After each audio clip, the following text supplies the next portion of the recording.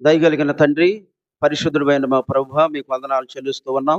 మీ స్తోత్రాలు చెల్లిస్తున్నాను. ఈ వీడియో వింటున్న వారి హృదయాలను తాకి, కలవరం నుండి నీ ప్రజలందరిని విడిపించి, నెమ్మది, శాంతి, సమాధానము, కృప, క్షేమం, భద్రత, ఆనందం, ఆరోగ్యం మీరు అనుగ్రహించమని యేసునామమున ప్రార్థిస్తున్నాను తండ్రి. ఆమేన్. ప్రభునందు ప్రియులారా, పరిశుద్ధ గ్రంథంలో నుండి దేవుని వాక్యం విందామండి కొద్ది నిమిషాలు. మృతులను బ్రతికించే దేవుని మాటలు మనం విందాం. మన ఆత్మను బ్రతికించేటువంటి జీవవాక్యాన్ని మనం విందాం. జీవవాక్యం మనకెంతో అవసరం. ఈరోజు అనేకమైన పనుల్లో బడి ఈ జీవవాక్యాన్ని ప్రజలు వింటలేదు. కొద్ది నిమిషాలు ఈ వీడియో చివరి వరకు విను. దేవుడు నీకు మేలు కలుగు చేసి, నీకు తిరిగి కోల్పోయిన నెమ్మది, శాంతి, సమాధానం ప్రభు నీకు అనుగ్రహించునుగాక. ఆమేన్. దేవుని వాక్యం యోహాను సువార్త 14వ అధ్యాయం మొదటి వాక్యాన్ని చదువుదామండి ఒకసారి.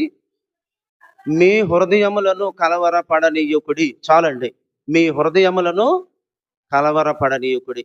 ప్రియులారా, నేటి సమాజంలో ఎక్కడ చూసినా కలవరం. దేశం వెనక్కి మరొక దేశం బాంబుల దాడి. ఆ దేశంలో ఉన్న ప్రజలు కలవరపడిపోతున్నారు. మా మీద పడతాయేమో అని బంకర్లో దాముకునేటువంటి పరిస్థితులు. దుఃఖంతో ఏడుస్తున్నారు. పిల్లలు కన్నీళ్లు విడుస్తూ యుద్ధం ఆపండి అని కలవరపడి వీడియోలు పెడుతున్నటువంటిది మనం చూస్తున్నాం. నేటి దినాల్లో కల్లోలం, కలవరం, అశాంతి, అసమాధానం, ఎక్కడ చూసినా కృంగిపోయిన స్థితి, అప్పులు, అనర్థాలు, యుద్ధాలు, ప్రభునందు ప్రియులారా, కరువు కాటకాలు, హత్యలు, మరణ కాండలు జరుగుతున్నటువంటి దినాల్లో మనం ఉన్నాం. ఇక్కడ ప్రభు చెప్తున్నాడు, శిష్యులు హృదయాలు కలవరపడిపోతున్నాయండి. నా తండ్రి దగ్గరికి నేను వెళ్తూ ఉన్నాను, సమయం వస్తుంది, మరలా నేను తీసుకొని వెళ్తాను, నా తండ్రి దగ్గర మీకు నివాసాలు సిద్ధపరుస్తాను అని ప్రభు అన్నారు. ప్రభు వెళ్ళబోతున్నాడా అని కలవరపడిపోతూ ఉన్నారు. ప్రియులారా, ఆ కలవరపడుతున్నటువంటి ఆ హృదయాలతో ప్రభు మాట్లాడుతున్నాడు. ఆ హృదయాలను చూసి, నా శిష్యులారా కలవరపడకుడి, నేను వెళ్ళుట మీకు ప్రయోజనం, ఆదరణకర్తను పంపిస్తా. ఆయన సత్యంలోకి మిమ్మల్ని నడిపిస్తాడు, సర్వసత్యంలోకి. ఆయన రావటం ద్వారా మీకు ఆదరణ, ఆయన ఉంటే మీకు ధైర్యం. ఆయన మిమ్మల్ని అనాథలుగా విడవడు, ఆదరణకర్తను పంపుతాను, ఆత్మగా తిరిగి వస్తాను అని ఆయన పరలోకానికి శిష్యులందరినీ తీసుకొని వెళ్ళి ఒలీవల కొండ మీద నుండి మేఘాల పైన ఆరోహణమయ్యాడు. మరలా తిరిగి యేసు ప్రభువారు మేఘాల పైనే ఆయన రాబోతున్నాడు ఈ లోకానికి, పరిశుద్ధులను తీసుకొని పోవటానికి. దేవునికి స్తోత్రం. హల్లెలూయా. ఈడ హృదయాలను కలవరపడనీకుడి. మనసులో కలవరం అంటే అర్థం ఏమిటంటే మనసులో ఆందోళన, గందరగోళం అండి. గందరగోళాలు ఎక్కువైపోతున్నాయి నేడు సమాజం. చింతలు, బాధ, భయం. భయం కదా, ఏదైనా ఒక విషయం గురించి ఎక్కువ ఆలోచిస్తూ మనస్సు ప్రశాంతం కోల్పోవటమే కలవరం అంటే. కలవరాలు, కన్నీళ్ళు, వేదనలు, శోధనలు ఎక్కువైపోతున్న దినాల్లో ఉన్నామండి. ప్రియులారా, మరి ఏంది ఎంత ప్రార్థన చేస్తున్నా కలవరం పోవట్లేదని నువ్వు అనుకుంటూ ఉన్నావా? ప్రభు నీతో మాట్లాడుతున్నాడు, నా బిడ్డ కలవరము పడమాకు, నా వైపు చూడమని ప్రభు మనతో ఈ సమయంలో హెచ్చరిక చేస్తూ ఉన్నాడు. చూడండి, ఒక 5 రకాలైన కలవరాల గురించి మన వాక్యంలో నుండి ఇప్పుడు నేర్చుకోబోతున్నాం. జాగ్రత్తగా దేవుని వాక్యాన్ని విందాం. చూడండి, పరిశుద్ధ గ్రంథం అంటుంది, ఆదికాండము 3వ అధ్యాయము 8 నుండి 10 వచ్చిన భాగాలు మనం చూస్తే, మొట్టమొదటిది దేవుడి వాక్యంలో మనం చూస్తా ఉన్నాం. అమ్మా, చల్లపూట ఆదామును అతని భార్యయు తోటలో సంచరించుచున్న దేవుడైన యెహోవా స్వరము విని దేవుడైన యెహోవా ఎదుటకు రాకుండా తోట చెట్ల మధ్యలో దాంకొనగా. చాలండి, తోట చెట్ల మధ్య దాంకొనగా, భయపడి దాంకొన్నాడు. చూడండి, ఎప్పుడైతే ఇదే కలవరం అంటే మొట్టమొదటిది పాపము వలన కలవరము. పాపము ఎక్కడేనండి భయం స్టార్ట్ అయింది పరిశుద్ధ గ్రంథంలో. పాపము వలన భయం.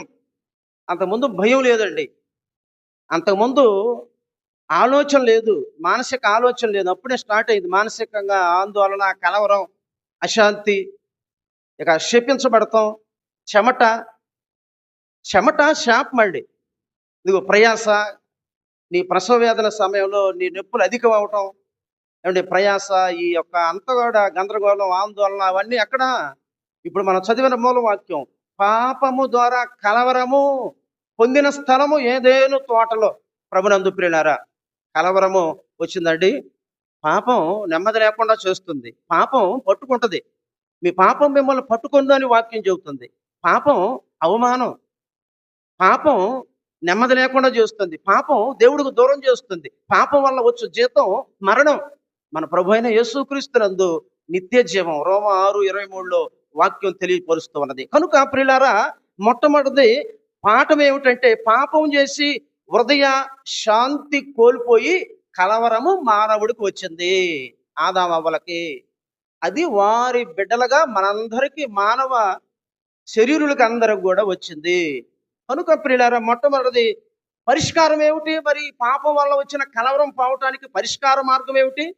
మొదటి యోహాను పత్రిక 1వ అధ్యాయము 9వ వాక్యం ఏం చెబుతుందంటే, పాపము ఒప్పుకొనుడి. యేసుక్రీస్తు దగ్గర మన పాపములను మనము ఒప్పుకొని ఎడల ఆయన నమ్మదగిన వాడు. చాలండి. పాపము కొరకు రక్తం కార్చిన ప్రభు, పాపము కొరకు శిలువ మ్రానుపై త్యాగం చేసిన ప్రభు, పాపముల నుండి విడిపించడానికి దేవుడు తన స్వరక్తం ఇచ్చి, చూడండి, యేసు ప్రభు తన స్వరక్తం ఇచ్చి మన పాపాల నుండి విడిపించాడు. అది అమూల్యమైన రక్తం, నిర్దోషమైన రక్తం, నిష్కలంకమైన రక్తం. అహరోను, మోషే అర్పించినటువంటి రక్తం మరణదూత తొలగిపోయింది.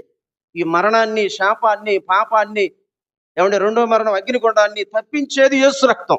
యేసు రక్తంలో మనం కడగబడాలి. యేసు రక్తం అంటే గడగడగడలాడిపోతున్నాయి దయ్యాలు. యేసు నామం అన్ని నామముల కంటే పైనామం, పరిశుద్ధమైనటువంటి నామం అండి. ప్రకటన 1:6లో ఉంది, చదవాల్సి లేదు. ఆడ వాక్యం ఉంటది, ఆయన మన పాపముల నుండి విడిపించినటువంటి రక్తం అండి. కనుక అపవాది పై జయమిచ్చేటువంటి ఈ రక్తం అండి. ప్రియులారా, ఈ రక్తం మనకు దొరకటం ఎంత గొప్ప భాగ్యం అండి. ఆ రక్తంలో మనం కడగబడ్డాం. మందిరంలో ఆయన రక్తం, ఆయన శరీరం, ఆయన రక్తం మనం తాగాలి, నిత్య జీవం. అవి ఆయన రక్తం నిర్లక్ష్యం చేయొద్దు, ఆయన శరీరం నిర్లక్ష్యం చేయొద్దు. చూడండి, పాపము వల్ల కలవరం అండి. ఒప్పుకొని పాపాన్ని విడిచిపెట్టు. ఆకాను ఒప్పుకోలా, పట్టుబడ్డ తర్వాత ఒప్పుకున్నాడు. ముందే ఒప్పుకోవాలి మనం, పట్టుబడ్డ తర్వాత కాదండి. పట్టుబడక ముందే మనం ఒప్పుకోవాలి. చూడండి, వీళ్ళు ఒకళ్ళొకళ్ళు ఒప్పుకోకుండా, మరి ఆదాము, నీవు నాకు ఇచ్చిన ఈ స్త్రీయే పండు నాకు ఇచ్చిందని అవ్వేమో సర్పమేనా ఒప్పుకోట్లా. ఒప్పుకునే స్థితి కావాలి, కప్పుకునే స్థితి కాదండి. కనుక ఈరోజు ఒప్పుకునే అతిక్రమములు దాచిపెట్టువాడు వర్ధిల్లడు, ఒప్పుకొని విడిచిపెట్టువాడు కనికరం పొందుతాడు. కనుక మొట్టమొదటి ఈ కలవరం ఎందుకు వచ్చిందంటే, శిష్యులారా కలవర పడుకుడి. ఎందుకు వచ్చింది కలవరం? పాపము వలన కలవరం వచ్చింది. రెండవదిగా మనం చూస్తే ఎందుకు కలవరం వచ్చిందంటే, చూడండి, కలవర పడుతున్నారు ఈ లోకంలో ప్రజలు అంటే, మార్కు సువార్త 5వ అధ్యాయము 25 నుండి 34 వచనాల్లో మనం చూస్తే, వ్యాధి వలన కలవరము. వ్యాధులు ఎక్కువైపోతున్నాయి. సంవత్సరానికి మరి 300 దాకా వ్యాధులు, మళ్ళీ కొత్త కొత్త వ్యాధులు వస్తున్నాయట. ఉన్న వ్యాధులు చాలక 12 సంవత్సరాల నుండి, 12 ఏండ్ల నుండి రక్తస్రావ రోగముతో ఒక స్త్రీ ఉన్నది. ఆమె అనేక వైద్యుల చేత, చాలండి, అనేక వైద్యులు పట్టుకుందండి. వైద్యుల దగ్గరికి వెళ్ళలేక డబ్బంతా అయిపోయిందండి. ఇది రక్తస్రావ వ్యాధి కలిగిన స్త్రీ. ధనమంతా పోయింది. ఈ స్త్రీకి ధనమంతా పోయింది. హాస్పిటల్కి వెళ్తే ఇక ధనం అయిపోక ఏముందండి. చూడండి, పేదోళ్ళు అల్లాడిపోతున్నారు కదూ. ప్రభునందు ప్రియులారా, ఆరోగ్యశ్రీ మీద వచ్చే డబ్బులు కూడా చాలక సొంత డబ్బులు పెట్టుకోవాల్సి వస్తుంది కదా. ఒకసారి ఆ కార్డు కూడా పనిచేయట్లేదు కదా, అప్పులు తెచ్చుకోవాల్సి వస్తుంది కదా, వడ్డీల మీద దాన్ని కట్టాలి కదా. చూడండి, ధనమంతా పోయింది. రెండవది, ఈ స్త్రీకి ఆరోగ్యం పోయిందండి. ఆరోగ్యం పోయింది. డబ్బులు పోతే పోయింది, ఆరోగ్యం బాగైందా? ఆరోగ్యం కూడా బాగోలా. మూడవదిగా ఆశ తగ్గింది. ఇక ఆశలు లేవు. ఇక నేను చనిపోతాను అనుకుంది. ఎన్నో వైద్యశాలలు తిరిగిందండి. ఆ ఊళ్ళో, ఆ పట్టణంలో, ఆ దేశంలో, ఎక్కడికైనా వెళ్ళిపోయింది. ఉన్నదంతా ఇల్లు కూడా అమ్ముకునే పరిస్థితి కదా. పొలం కూడా అమ్ముకున్న పరిస్థితులు, కానీ తగ్గనటువంటి గుండె ఆపరేషన్లు ఫెయిల్ అయిన పరిస్థితులు కూడా ఉన్నాయండి నాకు తెలిసి. రోగం బాగోవుల, మరణం తటస్థించిన వారు ఉన్నారండి. ప్రియులారా, ఈ రక్తస్రావ రోగి ఈమె అన్ని కోల్పోయి కానీ యేసును తాకినప్పుడు స్వస్థత పొందింది. యేసు ఉన్నాడట, వస్తున్నాడు, ఆయన దగ్గరికి వెళ్దాం, ఈ వైద్యుల దగ్గర ఇవన్నీ చూశాను కదా అనుకుంది. అన్నీ పోయినాయి, ఇంకేదన్నా హాస్పిటల్కి వెళ్ళే శక్తి కూడా లేదు. సరే, చివరి ప్రయత్నం వెళ్ళి వస్త్రము తాకి రక్తధార కట్టెను. ఆమె బాధ నివారణ అయిన దేవునికి స్తోత్రం. ఆమె బాధ నివారణ అయిపోయింది. ప్రభునందు ప్రియులారా, వ్యాధి శరీరానికి మాత్రమే కాదు, మనస్సుకు కూడా మరి అది కలవర పెడుతుంది. ఈమె మనస్సు కలవరపడిపోయింది, ఈమె శరీరం కూడా కలవరపడిపోయింది. ఇది వ్యాధి యొక్క కలవరం. నువ్వే వ్యాధిలో ఉన్నావో, ఏ బలహీనతలో ఉన్నావో, ఏ సమస్యతో ఉన్నావో ఆయన నిన్ను లేపుతాడు. నీ యొక్క మానసిక కలవరము చూసే దేవుడండి. ఈ మధ్యకాలం మరి నేను కూడా ఎంతో కలవరపడిపోయా. 3 నెలల మంచంలో ఒక పాడి మీద పడుకున్న మనుషుల్లే అలాగనే పడుకొని కప్పులేసుకొని కాలు ఇరిగిపోయి 3 చోట్ల డ్యామేజ్ అయిపోయి నానా బాధలు పడిపోయి, ఏమండి, మరి ఇప్పుడు ఇది 5వ నెల దాటింది, 6వ నెల వచ్చింది. దేవుడు నిలబడటానికి మరి ఆపరేషన్ పడక షుగర్ ఉండి కప్పులేసుకొని ఆ కప్పుల ద్వారా దేవుడు స్వస్థపరిచాడు. కాలు సెట్ అయిపోయింది, నిలబడి వాక్యం చెప్పడానికి కృపనిచ్చాడు. ఆ బాధల్లో దేవుడు ఆదరించాడు. ఆ కలవరం పడ్డాను, ఆ కలవరంలో దేవుడు బాగు చేశాడు. నిన్ను కూడా బాగు చేస్తాడు, నిన్ను ఆదరిస్తాడు, శక్తి ఇస్తాడు, నీకు మేలు చేస్తాడు. నువ్వు ఆయన వైపు చూడు, కన్నీటితో ప్రార్థన చేసుకో. ప్రభువా, నన్ను వదిలిపెట్టొద్దయ్యా, నీ మందిరంకి వస్తానయ్యా, నా పాపాలు ఒప్పుకుంటానయ్యా, సేవలో నమ్మకంగా ఉంటానయ్యా, అయ్యా నీ సేవకుల్ని బలపరుస్తానయ్యా, అయ్యా నాయన నీకు సాక్షిగా నేను ఉంటానయ్యా, ఒక అవకాశమే అయ్యా. దేవుణ్ణి అడుగు. నీది మరణకరమైన వ్యాధి అయినా ఇప్పుడు యేసు నామములో నీవు లేచుదువు గాక. దేవుడికి స్తోత్రం.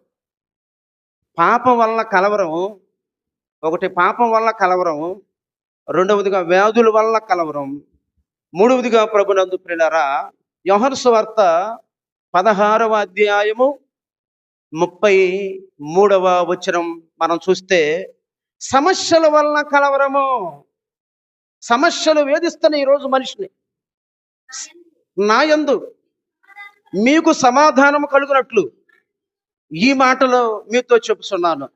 లోకములో మీకు శ్రమ కలుగును, అయినను ధైర్యము తెచ్చుకొని చాలండి. లోకంలో శ్రమ కలుగును. ఏం కలుగుతుంది? దేవుడు తన బిడ్డలతో చెబుతున్నాడు, లోకంలో శ్రమ కలుగును, అయినను ధైర్యం తెచ్చుకోండి, నేను లోకమును జయించి ఉన్నాను. యేసు ప్రభు లోకాన్ని జయించాడు, రోమా ప్రభుత్వం యొక్క అధికారాన్ని జయించాడు, సాతాను జయించాడు, రోమా ముద్రలు జయించాడు, ఆ బండను జయించాడు, సమాధిని జయించాడు, సమస్తము జయించి మృతుల్లో నుండి ప్రథమ ఫలంగా తిరిగి లేచాడు. ఆయన నామంలో విశ్వసించు, ఆయన నామంలోనే రక్షణ. నీ పాపాలు కడిగివేయబడతాయి, నువ్వు శుద్ధుడు అవుతావు. పరలోకంలో దుఃఖం లేని నెమ్మది స్థలంలో నువ్వు ఉంటావు. యేసునందు విశ్వాసం ఉంచుము, ఆయన ఎంత పాపనైనా క్షమిస్తాడు. ఆయనను అరెస్ట్ చేసేటప్పుడు పట్టుకున్నాడు, మలుపుకున్నాడు. ఆయన శిష్యుల్లో ఒక ఆయన కత్తి తీసుకొని చెవి తెగనరికాడు. పేతురు తాలుడి ఎంతవరకు అని చెప్పి ఆ చెవిని తీసుకొని మరలా మలుకు కంటించి ప్రేమ చూపించాడు. ఆయనను పట్టుకునేటువంటి మలుకును కూడా ప్రేమ చూపించాడు. ఎంత పాపనైనా ప్రేమ చూపిస్తాడు ఆయన. పాపులను రక్షించడానికి వచ్చాడు, శిక్షించడానికి కాదు. పాపికి పరలోకం ఇవ్వటానికి, పాపుల రక్షకుడు, పాపుల స్నేహితుడు అని పిలువబడ్డాడు. పాపులను రక్షించుటకు ఆయన క్రీస్తు యేసు లోకమునకు వచ్చిన వాక్యము నమ్మదగినది, పూర్ణ అంగీకారానికి యోగ్యమైనది. అట్టి పాపుల్లో ప్రధానుణ్ణి నన్ను కనికరించాడని సౌలు పౌలుగా మారి సాక్ష్యం చెబుతున్నాడు. ఈరోజు పాపిని ప్రేమించే దేవుడు, పాపి కోసం 2 చేతులు చాపి మేకులు ఆయన దిగగొట్టించుకున్న దేవుడు.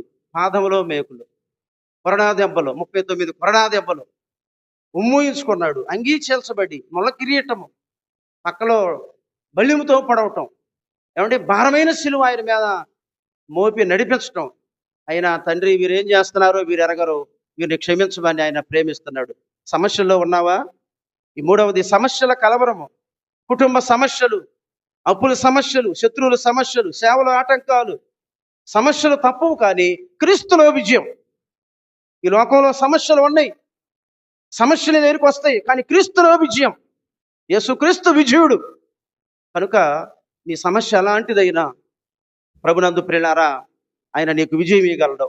నాలుగవదిగా మనం చూస్తే మత్తయి సువార్త 6వ అధ్యాయము 34వ వచనంలో కార్యాల నిమిత్తము కలవరము, రేపటిని గురించి చింతపడతాం.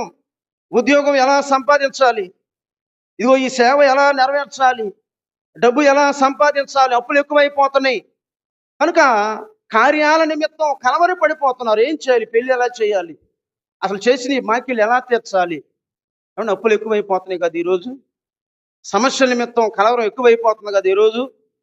ప్రభునందు ప్రియులారా అనేకమైన పనులు పెట్టుకొని మార్త కలవరపడిపోతుంది.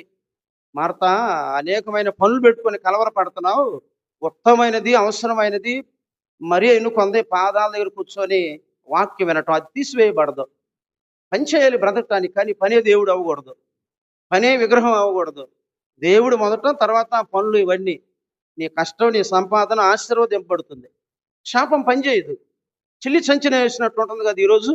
ఎంత ఉదయం లేచి పరుగులు తీస్తున్నావు, నిద్ర కూడా ఉంటుందా, అయినా చిల్లి సంచే. ప్రభునందు ప్రియులారా ఈరోజు అప్పుల్లో నుండి నువ్వు బయటికి రావాలి. అప్పుల్లో నుండి ఎలా బయటికి రావాలంటే దేవునిపై ఆధారపడు, ఆయన నీతి రాజ్యముని వెతుకు. మత్తయి 6:33లో ఉంది, ఆయన రాజ్యం నీతి వెతుకు, అప్పుడు నీతిమంతుని సంతానం భిక్షమెత్తరు. మొట్టమొదట అప్పుల్లో నుండి బయటికి రావాలంటే మొదట దేవుని రాజ్యం నీతి ఎతకాలి. రెండవది జ్ఞానముతో నీవు నడవాలి అప్పుల్లో నుండి బయటికి రావాలంటే. క్షేమలు చూడండి, అంత జ్ఞానం కలిగి ఉంటే సోమర్తనం ఉండదు, కష్టపడి పని చేస్తాయి. రాజు లేడు. సామెతలు 6:6 కానుండి చూస్తాం కదా మనము, క్షేమలు ఎలా దొండుగట్టి అవి సోమర్తనం లేకుండా ఉంటాయి. సోమరులు అప్పులు ఎలా తీరతాయి? ప్రియులారా జ్ఞానం అవసరం అండి, వ్యవహరించాలి, జ్ఞానంగా వ్యవహరించాలి. జ్ఞానం లేకుండా కడతారు, చాలా మంది నష్టపోతారు. అంటే లక్షకు ఇస్తారు అనగానే కడతారు, నష్టపోతారు. ఈ జ్ఞానం కావాలి. మనం ఏంటి, మన యొక్క సంపాదన ఎంత, మన ఖర్చు ఎంత, ఏమిటి అనేటువంటిది యోచన కావాలి. సామెత 21:5లో ఉంటది, యోచన లేకుండా మనం కట్టకూడదు, యోచన లేకుండా, ఆలోచన లేకుండా నీవు నడవకూడదు. దేవుని బిడ్డగా నీకు జ్ఞానం అవసరము. ఈ లోకంలో చాలా మంది జ్ఞానం కలిగి ఉంటున్నారు, ఆయన బిడ్డలుగా మనకు జ్ఞానం కావాలండి. మూడవదిగా ఉన్నదాంతో సంతృప్తి కలిగి ఉండాలి. అప్పులో నుండి బయటికి రావాలంటే మూడవది ఉన్నదాంతో సంతృప్తి కలిగి ఉండాలి. 1 తిమోతి పత్రిక 6వ అధ్యాయములో మనకు దేవుడి వాక్యం తెలియజేస్తూ ఉన్నది. ప్రభునందు ప్రియులారా ఉన్నదాంతో మీరు 6:6లో తృప్తి కలిగి ఉండమని చెప్పాడు. కనుక లేని దాని కొరకు ఆరాడబడతాం. ఉన్న ఫోను చాలు, సంతృష్టికరమైన దైవభక్తి చేయండి, తృప్తి కలిగి ఉండండి. ఇదిగో ఉన్నదాంతోనే, లేని దాన్ని ఇతరులకు 500 అది కొన్నారు, కారు కొన్నారు, మనం కారు కొనాలి, వాళ్ళు ఇల్లు కట్టారు మనం కూడా కట్టాలి, అధికమైన వడ్డీలు తీసుకొచ్చి వాళ్ళు బీరువా కొన్నారు, వాళ్ళు ఫ్రిడ్జ్ కొన్నారు, అది కొన్నారు, ఇది కొన్నారు, ఏమంటే సెల్లు మంచిది తెచ్చారు, ₹1,00,000. ప్రభునందు ప్రియులారా ఉన్నదాంతో తృప్తి పడక ఇతరులతో పోల్చుకొని నీవు అప్పుల పాలవుతావు, జాగ్రత్త. ఉన్నదాంతో తృప్తి పడేవాడు అప్పులో నుండి ఒడ్డెక్కుతాడు. నాలుగవది ప్రభునందు ప్రియులారా ఉన్న దాంట్లో పంచుకోవాలి. ఉన్న దాంట్లో సామెతలు 11:25లో దాతృత్వం కలిగి కొద్ది గుప్పులు ఇప్పాలి. ఒక పేదవాడికి కానీ, మందిరంలో సేవకు కానీ ఉన్న దాంట్లోనే కొద్దిది గుప్పులు ఇప్పటం, పంచుకోవటం అనేటువంటిది దాతృత్వం ఉంటే ఆ యువుడి మీకు ఇవ్వబడును, ఇచ్చేవాడికి ఇవ్వబడుద్ది. నిశ్చింతరంగా ఉండబాకు. ఎలా దీవిస్తాడు దేవుడు నిన్ను? సమృద్ధి నీకు రావద్దు. ప్రభునందు ప్రియులారా దాతృత్వం నీకు అభివృద్ధికి మూలం కనుక దాతృత్వం కలిగి ఉండు. ఐదవది విశ్వాసంలో నిలబడు. ఎప్పుడైతే నువ్వు విశ్వాసంలో కష్టం, బాధ, శ్రమ, ఇరుకు, ఇబ్బంది అయినా నువ్వు నిలబడతావో, దేవుళ్ళో వెనకబడిపోవో, లోకంలో కలిసిపోవో, యేసు ప్రభు పాదాలు పట్టుకొని కన్నీళ్లు విడుస్తుంటావో, ఆయన పరిచయం చేస్తుంటావో, నీ విశ్వాసాన్ని బట్టి నిన్ను నిలబెడతాడు దేవుడు. నీ అప్పులయ్యాడు పాత నిబంధనలో. ఆయన చనిపోయాడు, అప్పులయ్యి దిగులు పడి చనిపోయాడు. అప్పులు ఎందుకు అయ్యాడండి? సహాయం ఎవరు చేయలేదా? ఈరోజు చాలా మంది సేవకులు అప్పులు పాలవటానికి కూడా గుప్పిళ్ళు ఇప్పే సంఘపెట్టలు ఉంటుందా, వారు కూడా కరువు అనిపిస్తున్నారు, వీళ్ళకి చేయట్లా. బాగానే బతుకుతున్నారు అనుకొని గుప్పులు ఇప్పటం మానేశారు కదా. అందుకే దీవెన ఆగిపోయింది కదా, నీకు రావట్లేదు కదా. చనిపోయాడండి పాపం. అయితే ఆయన భార్య పిల్లల్ని అప్పులోడు తీసుకెళ్తానంటున్నాడు. అలాంటి స్థితిలో ప్రవక్త దగ్గరికి వెళ్ళి కన్నీళ్లు గార్చి ప్రార్థన చేసుకొని ఆ అప్పు నుండి బయటపడిందండి. పోషణ దేవుడు చూపించాడండి. దేవుడు వదిలిపెట్టల ఆ కుటుంబాన్ని. కనుక అప్పుల్లో నుండి నీ దేవుడు నిన్ను బయటికి తీసుకొస్తాడు. దేవునిపై ఆధారపడు, జ్ఞానంతో వ్యవహరించు, ఉన్నదాంతో తృప్తిగా ఉండు, ఉన్న దాంట్లో పంచుకో సహాయం. ఇగో విశ్వాసంతో నిలబడు, కార్యాల నిమిత్తం కలవరపడబోకు. ఐదవదిగా భవిష్యత్తు గురించిన భయం. ఏ భయం అండి? భవిష్యత్తు. పరిశుద్ధ గ్రంథం తెలియజేస్తూ ఉన్నది. లోకా 12:25-26 వచనాల్లో అడవి పువ్వులను ఎలాగో అలంకరించాడు దేవుడు. మీరు చింతపడటం ద్వారా మీరు ఎత్తు చేసుకోగలరా? మీరు చాలు మీరు ఎత్తు చేసుకోలేరు. మీరు మీ ఆయుష్లో ఒక్క దినం కూడా పెంచుకోలేరు. మీ ఆయుష్ పెరగదు మీ ప్రయత్నాల ద్వారా. చూడండి, అడవి పువ్వులు ఎలాగ అలంకరింపబడినాయో చింత ఎందుకు పడుతున్నారు? మీరు మొదట ఆయన రాజ్యం నీతి వెతకండి. ప్రభునందు ప్రియులారా, భవిష్యత్తు ఏమవుతుందో, రేపు ఏమవుతుంది, పిల్లల భవిష్యత్తు ఏమిటి, ఆరోగ్య పరిస్థితి ఏమిటి, ఏమంటే వృద్ధాప్యం వచ్చేసింది, నా పరిస్థితి ఏమిటి? ఈరోజు విశ్వాసులు కూడా ఈ కలవరంలో ఉన్నారు. లోకస్తులే కాదండి, అందరూ ఈ కలవరంలో ఉన్నారు. కానీ ఆయన మీద ఆధారపడు. ఆయనే నీ కలవరాలని విడిపించుటకు శక్తి కలిగిన దేవుడు. దేవునికి స్తోత్రం. కనుక ఇగో చూడండి, అడవి పువ్వుల్ని అంతగా అలంకరించి దేవుడు ఆశీర్వదించాడే. ఆయన స్వరూపంలో ఉన్న నిన్ను రేపటి మరి భవిష్యత్తు ఆయన ఎరగడా? ఈ కలవరాల్లో నుండి మనిషి బయటపడాలి అంటే మార్గం ఏమిటి? 1, పాపము నుండి కలవరం. 2, వ్యాధుల వల్ల కలవరం. 3, సమస్యల నుండి కలవరం. సమస్యలు ఎక్కువైపోతున్నాయి. 4వది, కార్యాల నిమిత్తం కలవరం. 5వది, భవిష్యత్తును గురించిన కలవరం. ఈ కలవరాలన్నీ యేసు నామములో తొలగిపోవును గాక. కలవరాలు పోవటానికి పరిష్కారం ఏమిటి? 1, ప్రార్థన. ఫిలిప్పీ 4:6-7 వచనాల్లో ప్రార్థన చేస్తే నీకు కలవరం పోయి సమాధానము నీకు అనుగ్రహింపబడుద్ది. ప్రార్థన చెయ్యి. ప్రార్థన చేయట్లే ఈరోజు చాలా మంది. వాళ్ళతో వీళ్ళతో బాధ అంతా చెప్పుకుంటున్నారు, కానీ ఎక్కడెక్కడ తిరుగుతూ ఉంటారు, రోజంతా వ్యర్థం అయిపోయి దుఃఖపడతా ఉంటున్నారు. కానీ ప్రతి ఒక వాక్యం చదువుకొని ప్రార్థన చెయ్యి. ఒక పూట ప్రార్థన చేసుకో, ఉపవాసం ఉండి కన్నీరు గార్చి ఆయన ఈ సంగతి అంతా ఆయన చెప్పుకో, ప్రార్థన చెయ్యి. దేవుడు తప్పనిసరి సమాధానము ఇస్తాడు నీ కలవరంలో నుండి. 2వదిగా వాక్య ధ్యానం. 119వ కీర్తన 165వ వచనంలో కలవరం పోవాలంటే వాక్యము ధ్యానించాలి.